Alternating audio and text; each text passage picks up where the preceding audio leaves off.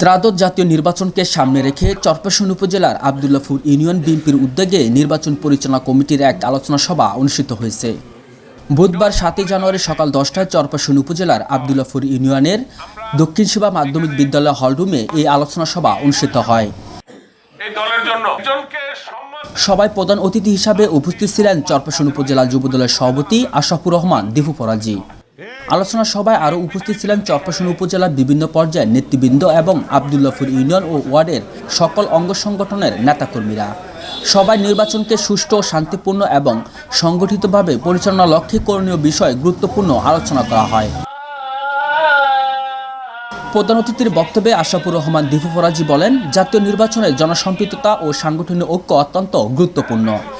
চরপেশন ও মনপুরা উপজেলার বিএনপির মনোনীত প্রার্থী ও কেন্দ্রীয় যুবদলের সাধারণ সম্পাদক নুর ইসলাম নয়নকে বিজয় করতে বিএনপি তৃণমূলের নেতাকর্মীদের ঐক্যবদ্ধভাবে কাজ করার আহ্বান জানান তিনি। এখানে আমরা যত মানুষ আছি, যত নেতাকর্মীরা এখানে আছি, আমরা যদি একসাথে সবাই কথা বলি তাহলে ওই কথার কোনো মূল্য আছে? কেউ কেউর কথা শুনবে?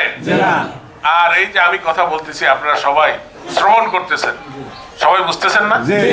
আমিও তো কথা বলে আরাম পাচ্ছি যে আমি যে কথাটা আপনাদেরকে বলছি, আমরা আগামী দিনের একটি সোনালী বাংলাদেশ গড়ে তোলার জন্য আমাদের প্রিয় নেতা তারেক রহমানের নেতৃত্বে একটি বাংলাদেশের সুন্দর একটি ভবিষ্যতের জন্য একটি সুন্দর সরকার গঠন করার জন্য আমরা সহযোগিতা করব সবাই। সবাই বক্তারা বলেন, দলীয় সিদ্ধান্ত বাস্তবায়নে সকল অঙ্গ সংগঠনকে সম্মিলিতভাবে কাজ করতে হবে এবং জনগণের কাছে নির্বাচনের বার্তা পৌঁছে দিতে হবে।